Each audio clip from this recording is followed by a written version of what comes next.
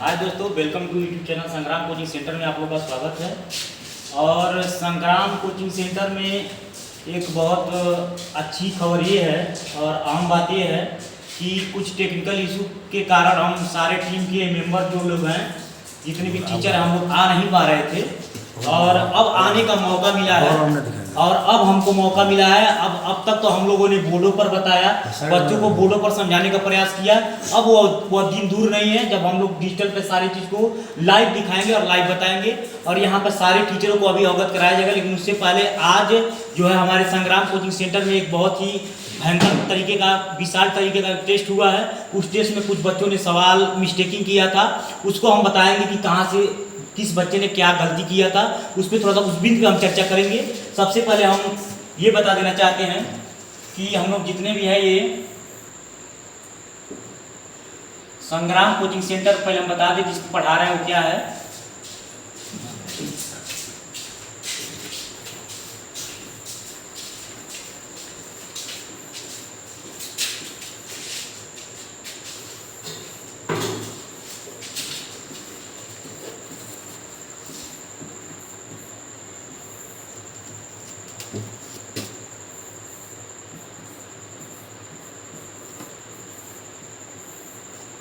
आज हमारा जो है मुद्दा है, बच्चे बड़ा कंफ्यूज रहते हैं लेकर के।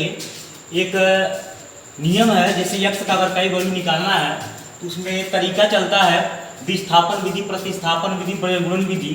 इसमें एक सवाल है, उसको थोड़ा सा हम देखेंगे कि उसमें कैसे यक्ष और वाई का वैल्यू डिफाइन करते हैं। इसमें दिया है एक सवाल 2x + y = 5।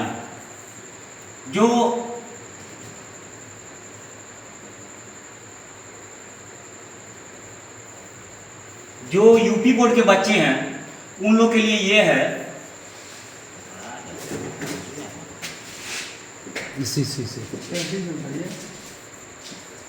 जो यूपी बोर्ड के बच्चे हैं उन लोग के लिए बताना चाहते हैं यूपी बोर्ड के बच्चों में कमियां क्या है।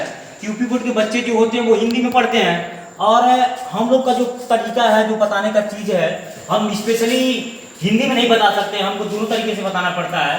तो हिंदी वालों के लिए ये है कि 2x + y = 5 इसको बोलते हैं।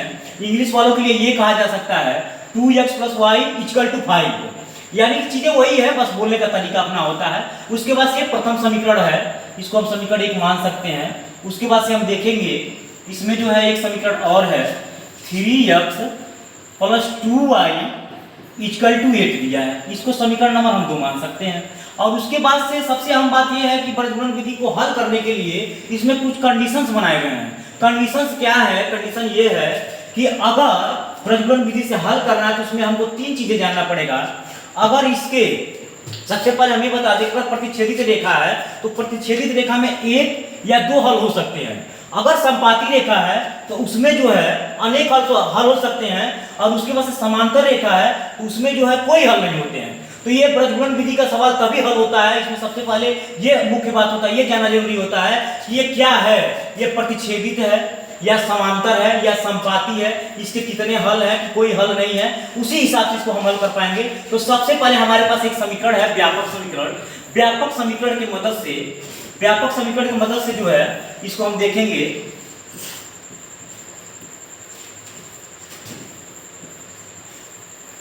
व्यापक समीकरण हमारा होता है a1x + b1y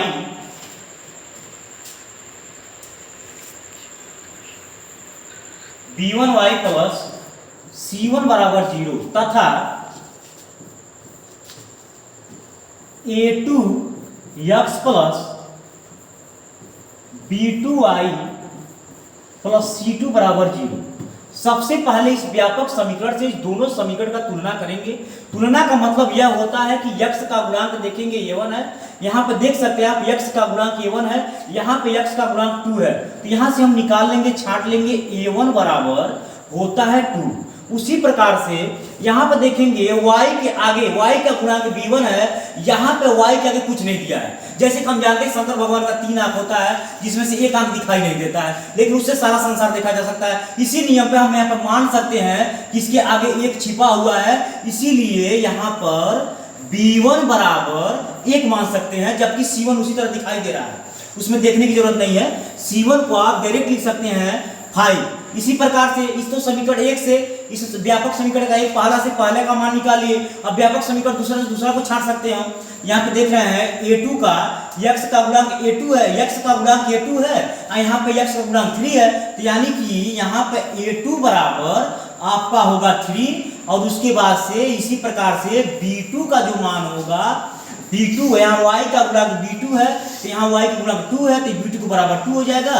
यहाँ पे 2 लेंगे, वहाँ पे C2 है तो C2 का मान देखिए हमसे मिस्टेकिंग हो गया है, यहाँ पे 8 हम लिख दिए। यहाँ पे जो है C2 का मान निकल करके आया 8। अब इससे हम यह पता लगा लेंगे कि इसके कितने हल है, ये कौन सा रेखा है, ये क्या है, तभी हम इसको प्रजनन विधि से हल कर पाएंगे। तो उसके लिए हम जानते हैं कि A1 बटे A2 बराबर B1 बटे B2 बराबर C1 बटे C2। सारे का मान हम रख कर देख लेंगे। A1 का मान क्या है, A2 का मान क्या है, B1 का मान क्या है, B2 का मान क्या है, C1 का मान क्या है, C2 का सारे मान को वेरीफाई कर लेंगे। वेरीफाई करने के बाद हम तय करेंगे कि इसके कितने हल होंगे। तो A2 का मान दिया है 2, B1 का मान दिया है 1 इक्वल टू B1 का A2 का मान दिया था 1, B1 का मान दिया है 1, उसके बाद से B2 का मान दिया है 2 इक्वल टू C1 का मान दिया है 5, उसके बाद से C2 का मान दिया है 8। अब ये देख रहे हैं कि प्रतिच्छेदित रेखा को जानने के लिए एक अहम सवाल यह है कि प्रतिच्छेदित रेखा वो तभी होता है जब कोई भी चीज एक दूसरे के बराबर ना हो। तो हमको लगता है 2 1 के बराबर नहीं है, 1 2 के बराबर नहीं है, 1 5 के बराबर नहीं है, 2 8 के बराबर नहीं है, इसलिए हम इसको मान सकते हैं कि यह प्रतिच्छेदित रेखा है। यहां से आप पकड़ सकते हैं कि कौन सा रेखा है, प्रतिच्छेदित। और जब यह प्रतिच्छेदित रेखा है तो यहां से हम हल कर सकते हैं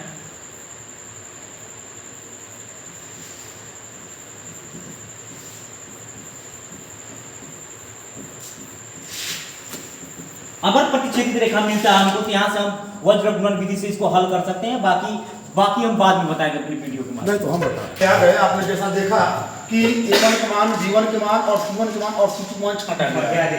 यहाँ पर A1 के मान जो है, यहाँ पर आपको मैं बता दूँ, यहाँ पर थोड़ा सा मुझे मिस्टेकिंग नहीं था, सही था, लेकिन कहने तो लिखने का मतलब जो तरीका था, यहाँ पर A1 अपन A2 आप लोग समझिए। चलिए, तो अगर वज्रगुणन विधि की बात अगर आएगी, वज्रगुणन विधि को लगाने का जो तरीका कैसे आएगा, देखिए सबसे पहले आपको x लिखना पड़ेगा, y लिखना पड़ेगा और अगर बराबर उस साइड में है तो -1 लिखना पड़ेगा। अब सवाल ये उत्पन्न होता है कि हम सबसे पहले b का जो गुणांक होता है पहले उसको हम लिखते हैं।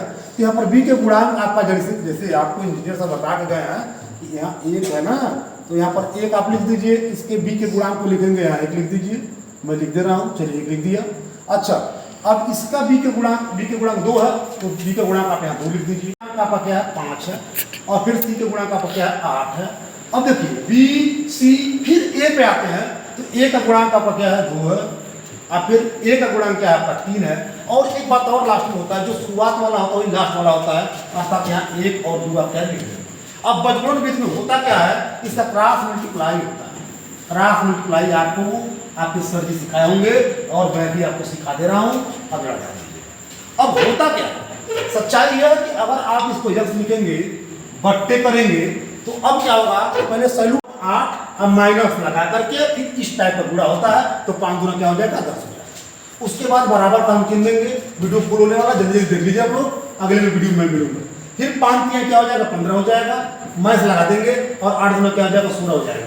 फिर बराबर -1 बट्टे, फिर ऐसे पहले गुणा होगा, 2 दूना 4 हो जाएगा, और फिर -3 कम 3 हो जाएगा फटाफट। अब तुलना कर लीजिए, इसका इससे तुलना कर लीजिए, लेकिन एक स्टेप और आपका आएगा। थोड़ा सा मैं क्या करता हूँ, थोड़ा इसको अब सही देखिए, मैं आपको बताने का प्रयास करता हूँ।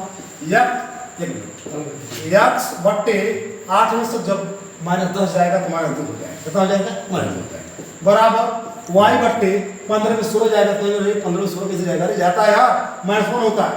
अब बराबर यहाँ पर -1 बट्टे 4 में 3 जाएगा तो 1 आ जाएगा। अब आपको जब x और y का मान जब निकालना होता है, तो इसका और लास्ट वाला का एक बार लेके चल लीजिए, फिर इसका इससे लेके चल लीजिए, आपका आंसर आने वाला है। चलो फटाफट देखेंगे, x बट्टे -2 बराबर -1 बट्टे 1। अब क्या होगा आपका, मैं बता दूं आपको सीधा सीधा, अब इसका जो है 1 मिनट 1 मिनट 1 मिनट 1 मिनट ठीक, 1 थोड़ा सा, हाँ अब आगे देखिए, अब x से कम x हो जाएगा और -2 एकदम माइनस माइनस में बुढ़ा हुआ क्या हो जाएगा, प्लस हो जाएगा, अर्थात x के मान क्या आ जाएगा आपका 2 हो जाएगा। अगला देखिए आप y/-1 बराबर -1/1 करने के क्रॉस मल्टीप्लाई कराएंगे तो 2y बराबर तो 1 होगा। क्या ये बात सही है? इस बात को सही करने के लिए, इस बात को सही करने के लिए, इस बात को जानने के लिए आपको मैं बता दूं 1 मिनट, ये थोड़ा सा स्टेप को नीचे लाता हूं मैं, आपको यहाँ पर दिया हुआ है 2x + y बराबर 5, और आपको जैसा कि मैं बता दूं आपको कि जो x के मान आया है आपका, x के मान 2 आया और y के मान 1 आया है, तो x के मान 2 रखिए, एक मिनट, x के मान आप क्या करिए 2 रखिए और y के मान 1 रखिए। अगर दोनों साइड बराबर आ गया, 2 2 में 4 और +1 बराबर 5, तो आपका सवाल 100% क्या है, सही है। अगर मेरा चैनल आपको समझ में आ गया और आपको अगर मेरा वीडियो पसंद आ गया तो लाइक और सब्सक्राइब करिए। जय हिंद, जय भारत।